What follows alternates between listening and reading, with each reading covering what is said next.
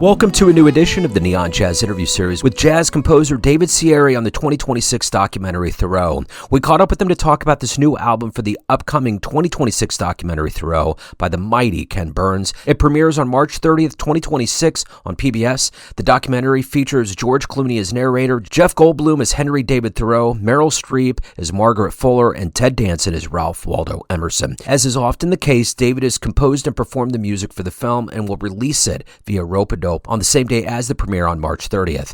According to Ken Burns, he said this about David: he is a master composer capable of the most subtle turns of phrase and sensitive to every nuance of image and sound. His work ranges from the emotionally sublime to the rhythmically hypnotic, from the joyous to the foreboding. His music is a perfect fit in our creative family. He is fearless on the piano. Dig this story and enjoy this interview.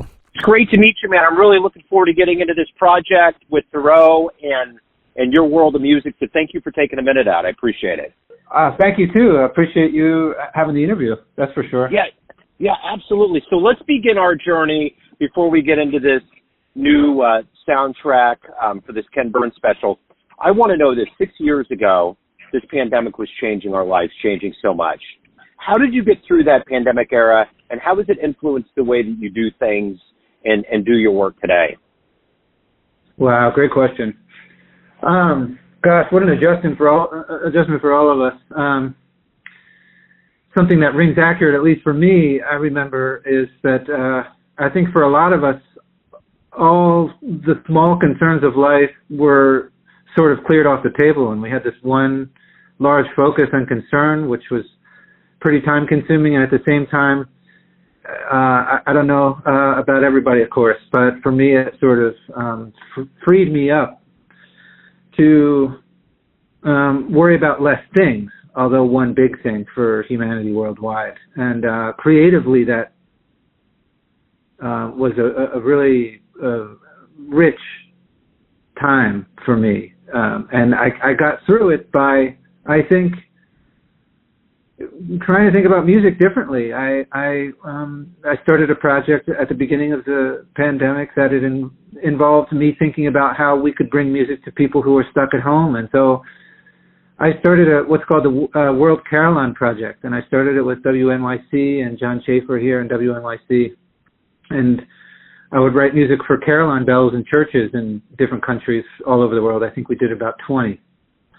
Because that's the only thing I could think of with respect to trying to hold all of us together in the midst of what seemed like, you know, us coming apart in a sort of way. So that helped. I found community, and I found music that, you know, seems to be reaching folks, and it was starting dialogues, and it was music that I was totally unfamiliar with, and it was a tremendous learning curve and humbling experience.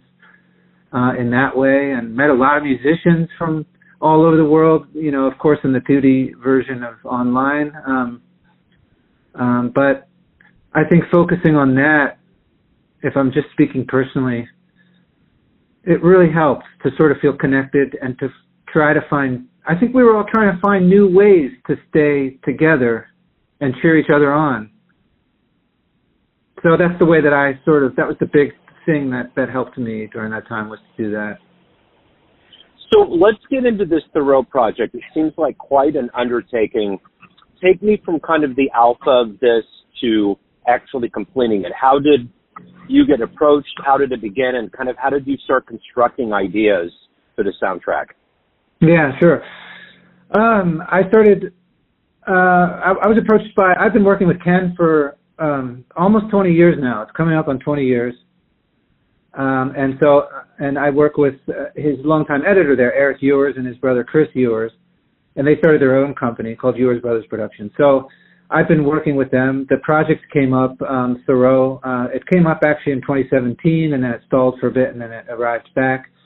And the way that I get into those projects with Ken and with the Ewers Brothers and with other projects is to start reading. Even before there's a script, I bought Thoreau's journals and a few biographies of Thoreau and other things that he's written, the more famous Walden and Civil Disobedience. And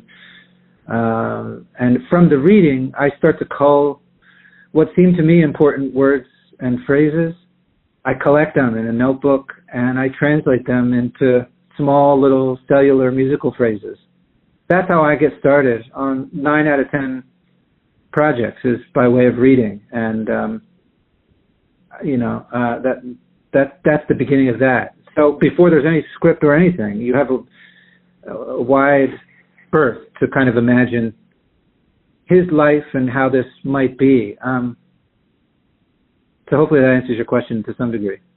Yeah, it certainly does. And, it seems like a film about Thoreau coming out right now is pretty timely with what's going on in America. It seems like this is the time for us to be heralding that idea of freedom in a different way. Do you find the timing of this to be rather unique and advantageous? I really do. I think part of me wishes it came 20 years earlier, because it feels like, and I'm terrible at science, but the scientists seem to say that we're pretty far along here with starting to pay attention to our world. And but if it has to come, then, and I'm happy it's coming now, I do think it's timely. I do think it's time we start, hopefully collectively, listening, and because if we don't take care of this place, as we all know, it's not for granted. It won't. It'll outlast us, but if we don't start waking up in the way that he was awake, in the way that he brought attention to things that we seem so distracted by, of course, myself included. Just a million distractions in the age of the multitask, and we forget that right underneath our feet and right in front of us, there's the life forces that are essential for us to continue with everything that we think is important. So it seems very timely to me. I hope in some way it does act as a kind of a bell, a warning bell. I know we've been getting a lot of those, but let's try it from another angle, and hopefully eventually we'll catch up. Absolutely. Yeah, for sure. The interesting thing about creating and being an artist and looking at people like Thoreau is that it's almost like putting up a mirror in front of yourself. You discover things that you didn't know before. In this process of creating this soundtrack, in this process of looking further into the life of Thoreau, what did you either discover about Thoreau or yourself through this artistic journey? No, terrific question. I really appreciate that. I would amend that just a little bit, and I'd be curious to see if you feel the same way. But I think often with folks like Thoreau, or even folks that light me up with respect to reading or listening to music, it's a strange little phenomenon happens where it's not that we don't know things that they knew, it's that we know it, but we weren't there totally consciously to recognize it when it was happening. And then when they point it out, we sort of know we have that also in there. And at least for me, the hair on the back of my neck goes up knowing, oh, I've actually been through that, but I wasn't quite paying the amount of attention that I needed to it. So that's the feeling I get, at least when I read him. He's accessing things, not that I don't know, but that I kind of did know, but wasn't totally paying attention to and conscious of at the time it was happening. And that's a little spookier, and I think more, I don't know, mystical and magical in some way. And also maybe a little bit,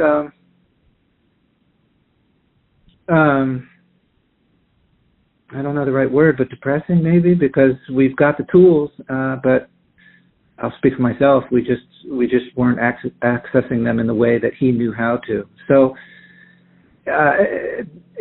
he got me to really start paying attention in a way that I at least trying to walk outside and really breathe in and pay attention to the things that are around us, and the profound effect that they have. And they're invisible because we're busy doing other things. But to try to make that part of the world uninvisible, I think is what he dedicated his life to. It's interesting. I think about revisiting books in my life. When I read someone like Kerouac in my 20s, it didn't mean as much, or it didn't mean the certain it didn't come across in the same way as it did when I read it in my 40s. And I think when you're alive on this planet for long enough and looking through things in the lens that we're looking at with an administration that has no wherewithal for our environment at all, it tends to make things scarier, and it tends to make a more of a kind of a microscope come down on what we're living through. So revisiting someone like Thoreau is so profound because they were so ahead of their time in the way that they were thinking about humanity and the shelf life of this planet. Yeah, I'm hearing you, and I totally agree. I forget who said this, but hopefully this kind of adds to what you're saying. It takes an artist to build a barn, but any idiot can come along and kick it down. And with nature, it takes hundreds of thousands, of course, as we know, millions of years to make what it made. And it takes any idiot to come along and just tear it up. And all that hard-earned, life. So I hear you on the sharp relief, the things that are happening with our governments worldwide, where they're reversing really hard-earned, small-stepped, inch-by-inch gains that we're going to have to double back on again. And I'm also older. I read Thoreau Kerouac in my 20s too, and it means something different to me now. Also, I think getting older means, I'm curious what you think, but realizing the stakes and the valences and realizing what is valuable to a degree that I didn't earlier on. Yeah. For sure. Yeah. All of that just maturates like wine with age. You just, when you add relationships and children and all of these other aspects that can get more involved as you get older, and you realize you're on the other side of this life. You're not looking at this life you're gonna live. You're looking at a life that you're gonna start, looking at the end of, and it just puts everything in a different light, for sure. I hear you. I hear that. So let's go to the beginnings of your creativity. Where were you born and raised, and how did music and composing and this world, how did it become your reality? Well, so I started playing music. My mother was a concert pianist. We grew up in a pretty, culturally at least, desertish sort of place. You had to really fight to find water. In southern New Jersey, first in a place called Mount Laurel, and then a place called Medford in southern New Jersey in the Pine Barrens. Philly was close by, so that was had a tremendous impact. But I grew up in a house with a ton of music. From an early age, from 3 years old, I was playing violin. I asked, can I start playing the violin? And then at 6, I started studying piano, and I started studying with friends of my mom's, people that she knew that were musicians.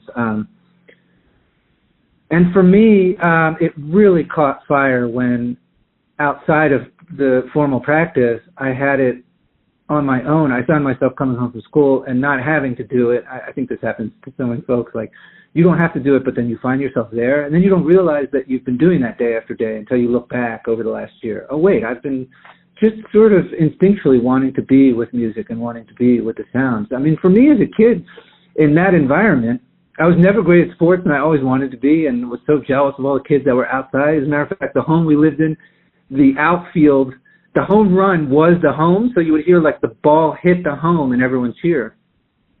And on the other side of that wall was the piano, and that was my way. That was my hole in the fence there, to escape into what was more than what was right in front of me, was with sound, was with music. And I've been mystified by it ever since. I just wake up in the morning this morning, I play major thirds. I can't get enough. I love it. Yeah. Yeah. So who were influences? Who did you, who were you looking up to? Maybe what was one of the first live music experiences that made a profound impact on you? Oh my gosh. The first live show I went to was in the 8th grade. My parents divorced, so the home was a little bit in a terrific kind of unbalance and a really hilarious kind of unbalance. And I went to the Veterans Stadium, it's gone now, in Philly, and I saw The Who, because that was my favorite band. Yeah, as 88, I saw The Who at the Vet. and was offered LSD and didn't know what that was. I was, 12 years old and alone at a Who concert. Looking back, it seems like those days are dead. That doesn't happen probably anymore. Man, that's wild. Yeah, I remember going to see Motley Crue's Theater of Pain when I was like around that age in Kansas City, and I'm like, what parent is going to let a kid go to that show? Because that show was off the hook. I mean, they were shooting bottle rockets off. I mean, girls were throwing their clothes off. Nikki Sixx was tripping the sound guy. It was just chaos everywhere. That sounds awesome. Yeah, it was. Yeah, for me, it was like I could peek behind the curtain and see what the other side was doing. I hear that. Yeah, we come from a different country. That country is over. It seems like. It is. I think so. Yeah, it totally is. So let me ask you this. What are you hoping people get from this soundtrack, from the auditory experience compounding the story that Ken tells, the profound story of Thoreau? What are you ultimately hoping overall the listener gets from this experience? I guess I'm hoping that they find some enjoyment in the music that I'm trying to make. And outside of that, I don't know how that's going to really deepen for anyone. But I know that sounds maybe glib. I don't mean that at all. I just I hope they find some life in there and you're interfacing with a consciousness, me and the other musicians, that care a lot about the subject and care a lot about Thoreau and care a lot about the world and are doing our level best, to not tear it down. The music is delicate. The music it's pretty conventional. It's pretty traditional with a capital T in lots of cases, not all of it. I'm using older instruments, so that might be bring us back to a past that's not too far out of reach. I'm hoping. I think what a lot of artists hope for is that by way of enjoying it, then it's a little bit of a way of. Maybe I'll put it this way. This great T.S. Eliot quote that I kind of try to keep close about how he said a good poem works. He said a good poem works in the way that you go to rob the house, you throw the dog some red meat, and then you quietly go about, robbing the home. And good art, he said, works that way. I think what I hope for in the music is that they're entertained, the meat is thrown, and they get what they want from some kind of entertaining thing, but that quietly, when they're even not with it and with the documentary or with the music, it's quietly going to work on them in some particular way. Because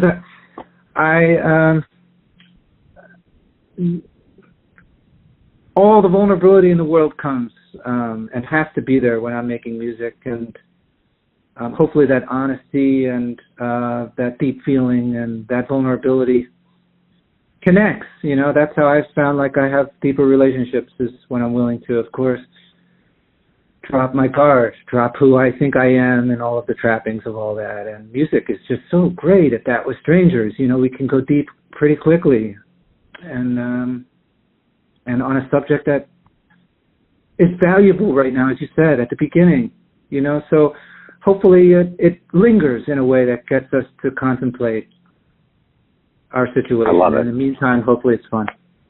Yeah, no, I love that answer. So at the end of the day, as the man behind the music, everyone has a perception of you. Family, friends, colleagues, fans, but you run the show, David. What's your perception of you? Who do you think you are? Well, I'm a person that really cares about music very deeply.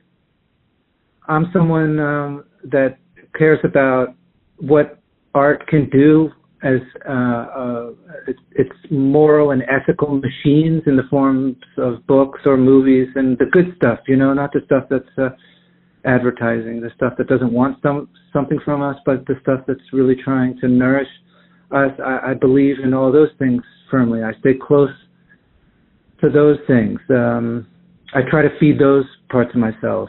And I'm also a person who comes with all the things we come with, fears and anxieties about the future, and sadness about living in time. Hopefully I'm living in time in both senses of the word, I guess. And I'm a person that loves The Simpsons too. I love humor. I love being with friends. I love taking a walk outside. I love playing pickleball. That's a new thing, and I'm terrible at it. Yep. It's super fun, you know. And being good to one another, you know, and being straight as best we can, and telling each other that we love one another in the ways that we can, with people we don't know and the people that we do, and music is just at the center somehow. As you know, somehow it captures how big life is. It's bigger than life itself, it feels like sometimes, and thank goodness we have it. So well said, man. So any of the details and particulars of both the soundtrack and the documentary on Thoreau that you want to impart to get everybody tuned in? Any of the like specific details, like where and when and stuff?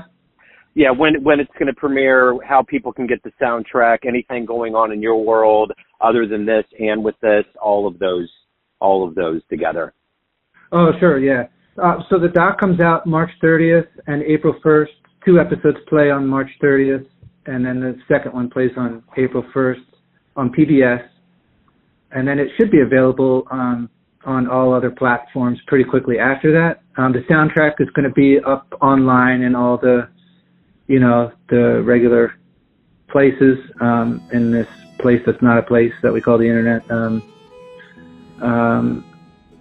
And outside of that, personally, if that's what you're wondering also, I don't want to say too much. No, that's good. No, that's exactly what I wanted to know, and I will put links in the show notes. David, this has been wonderfully illuminating. Thank you, sir. Thank you for taking a minute to talk about this wonderful project and your world of music, opening it up, and best of luck with the release and everything that comes forward. I appreciate it. I really appreciate it too. It's great to talk to you. Thank you so much. With great appreciation for you. Thanks for listening and tuning into another Neon Jazz interview, where we give you a bit of insight into the finest players and composers and minds in LA, New York City, Kansas City, and spots all over the world, giving fans all that jazz. And thanks to David for swinging on by the show. If you want to hear more Neon Jazz interviews, you can find us on Spotify and Apple Podcasts. Subscribe to us at YouTube, and for everything Neon Jazz, go to the neonjazz.blogspot.com. Until next time, enjoy the jazz, my friends.